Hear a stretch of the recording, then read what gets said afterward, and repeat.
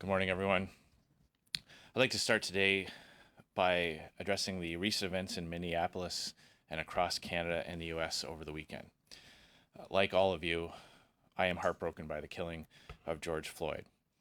No one should ever feel unsafe around police officers who must uphold the law for all, or feel unsafe because of the color of their skin. We all have a responsibility to fight anti-Black racism and all forms of brutality or injustice in Canada and everywhere. Ça fait maintenant presque 3 mois que le confinement contre la pandémie a commencé. Alors que les provinces commencent à lever les restrictions sanitaires et que les entreprises rouvrent, les Canadiens reprennent espoir. Mais il y a toujours une très grande incertitude. Des millions de Canadiens sont toujours sans travail. Des entreprises sont toujours fermées et un trop grand nombre d'entre elles n'ont pas accès aux programmes d'aide du gouvernement. Justin Trudeau a promis en mars qu'il réglerait les problèmes. Mais nous sommes maintenant en juin et des Canadiens sont toujours oubliés. Now, Conservatives have put forward constructive solutions to fix what are largely technical problems so that Canadians can get the help that they need. But instead of making these simple changes, Justin Trudeau is letting Canadians down. He promised in March to fix the problems. Well, it's now June. For example, Brant Tractor, a company in my riding, can't access the wage subsidy because they acquired another company in the fall. Like so many businesses, they have been hit hard, and their workers need help to be able to stay on the job. Now, I have repeatedly raised this issue with the Prime Minister and Minister of Finance. So why haven't they fixed this technical issue impacting companies and workers across the country?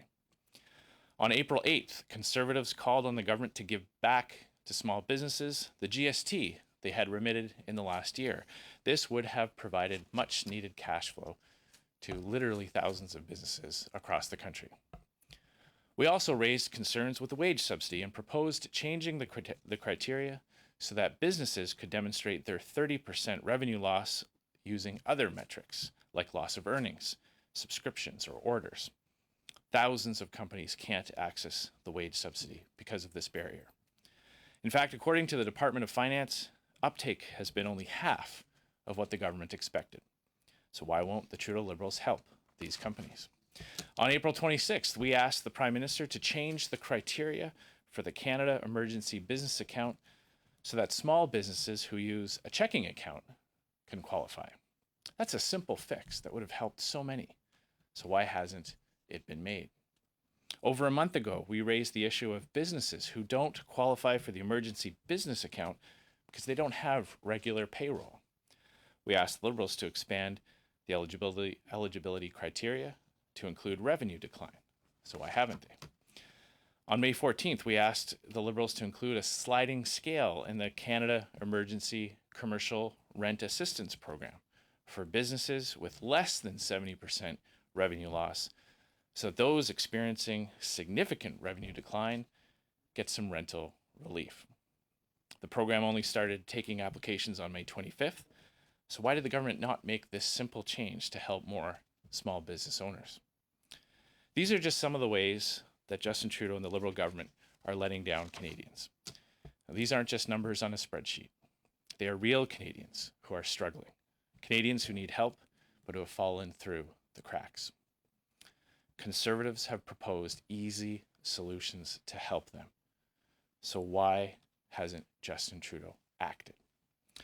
Le directeur parlementaire du budget estime que le déficit va atteindre 260 milliards de dollars cette année.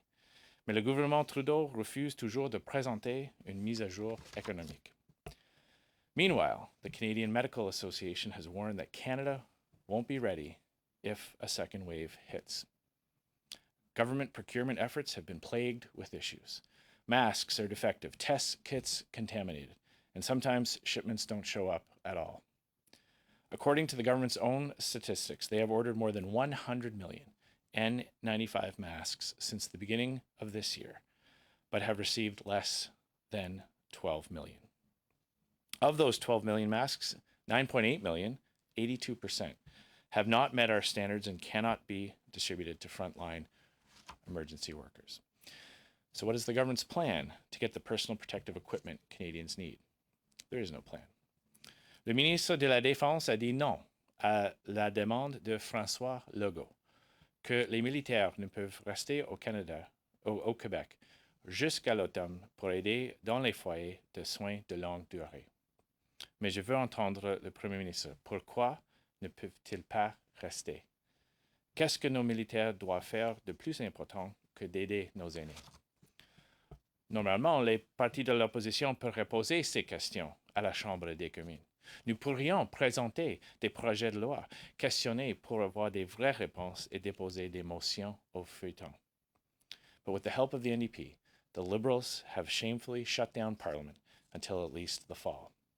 If MPs can gather safely in the chamber 4 days a week for a hybrid special COVID-19 committee meeting, why can't MPs carry out normal parliamentary business?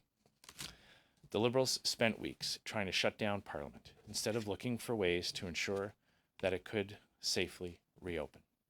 They have only allocated 4 hours to study and debate more than $150 billion worth of new spending. That is not how our democracy is supposed to work. Opposition parties provide vital oversight and hold the government accountable. It is our job to comb through every line item, to question every expense and make sure that Canadians' tax dollars are spent properly.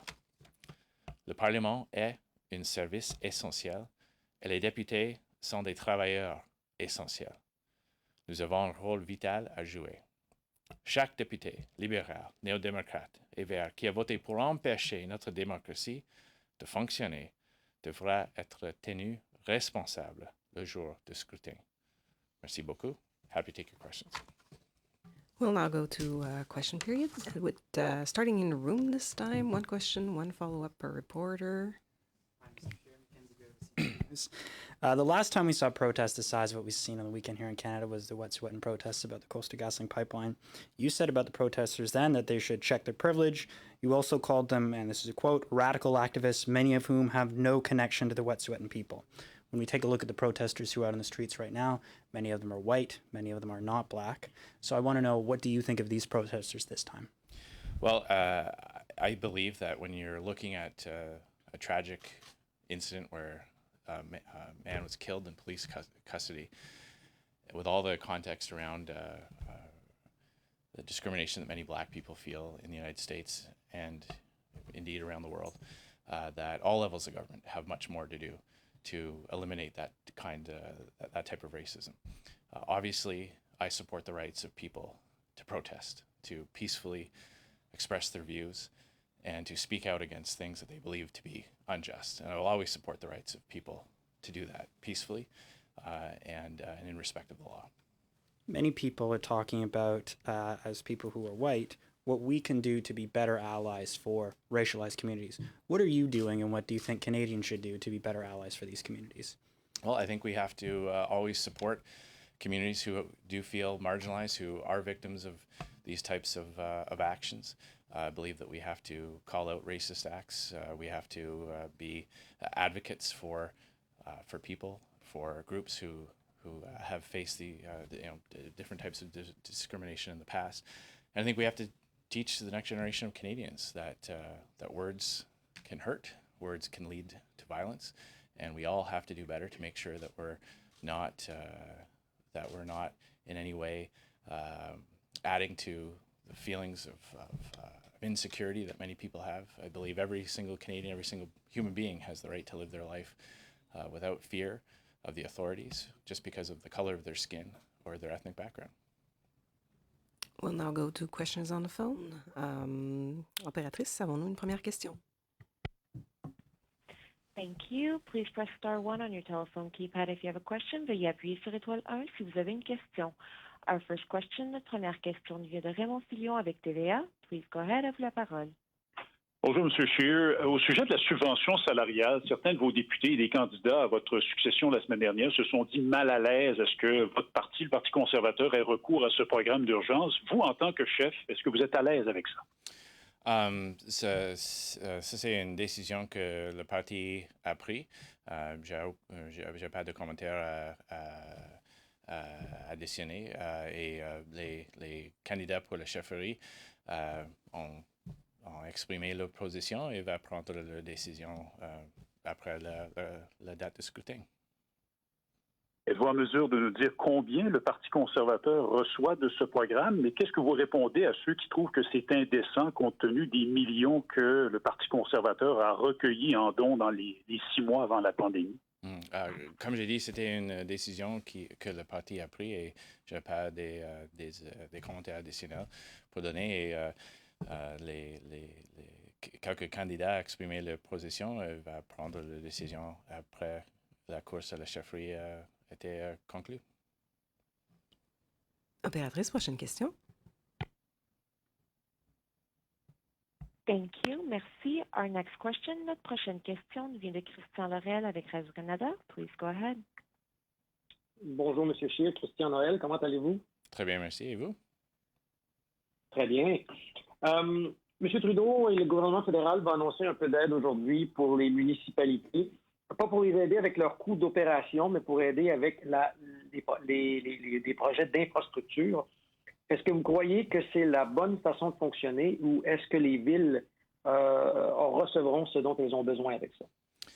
Alors, c'est clair que tous les différents niveaux de gouvernement ont des défis additionnels pendant cette pandémie. C'est clair qu'il y a beaucoup de demandes additionnelles sur les services municipaux ainsi que des services provinciaux. Nous avons des inquiétudes autour de le bilan de le gouvernement. Le directeur budgétaire parlementaire a dit qu'il n'y a aucun plan actuel avant la pandémie pour les projets d'infrastructure. Le gouvernement ne peut pas rendre compte où l'argent a été distribué. Alors, le bilan de ce gouvernement était terrible sur la question de l'infrastructure. On va attendre les détails de l'annonce aujourd'hui et on peut donner une réponse plus compréhensive après que nous avons vu le programme actuel. Mais comme j'ai dit, le Parti libéral a un bilan terrible sur ce dossier. Sure. So obviously, every level of government is facing additional demands for frontline services. Municipalities, of course, are experiencing extra challenges that they normally don't have to face.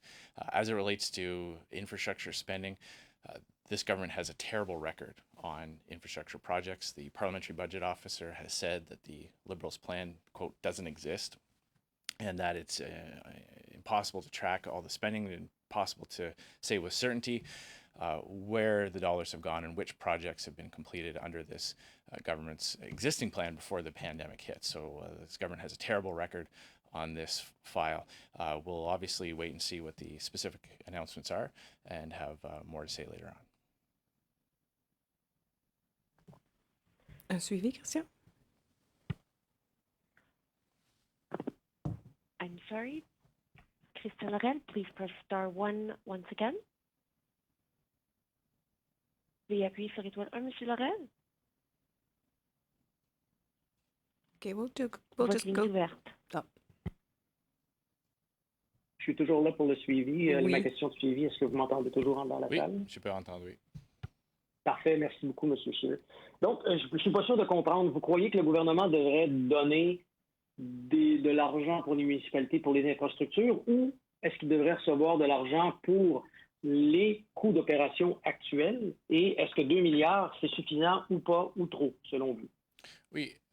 La chose que j'ai dit, c'est que si le gouvernement parle de proposer les fonds additionnels, un nouveau programme, je simplement dis qu'il y a un bilan terrible sur ce dossier. Il ne peut pas ne peut pas livrer le programme actuel avant la pandémie. Alors, j'ai pas beaucoup de confiance dans ce gouvernement pour assurer que l'argent fédéral sont disponibles, sont actuellement là pour les projets municipaux. Si les municipalités ont des défis liés avec un lien direct avec la pandémie, c'est la responsabilité du gouvernement fédéral d'expliquer comment il va répondre à ces défis. Après l'annonce, après que nous avons les détails actuels, on peut répondre plus compréhensivement. Impératrice, prochaine question. Thank you. Merci. Our next question, notre prochaine question nous vient de Marie Vastel avec Le Devoir. Please go ahead, à vous la parole. Oui, bonjour, Monsieur Scheer. J'aimerais revenir sur la question de la subvention salariale que touche le Parti conservateur. Je comprends que c'est une décision du parti. Cela dit, vous êtes encore chef du parti pour l'instant, donc j'aimerais revenir à la charge. Est-ce que vous pensez que c'est approprié et en tant que chef du Parti conservateur, est-ce que vous comptez demander que le parti renonce à la subvention salariale compte tenu du tollé provoqué? Alors, la décision pour autour de qu'est-ce que le parti va faire avec la subvention, ça va tomber avec le nouveau chef. Et les quelques candidats pour la chefferie ont exprimé leur position et elle va prendre les décisions après la course à la chefferie sont terminées. Juste pour préciser, est-ce que c'est parce que vous n'avez pas l'autorité en tant que chef intérimaire de prendre une telle décision ou est-ce que c'est parce que vous ne voulez pas la prendre?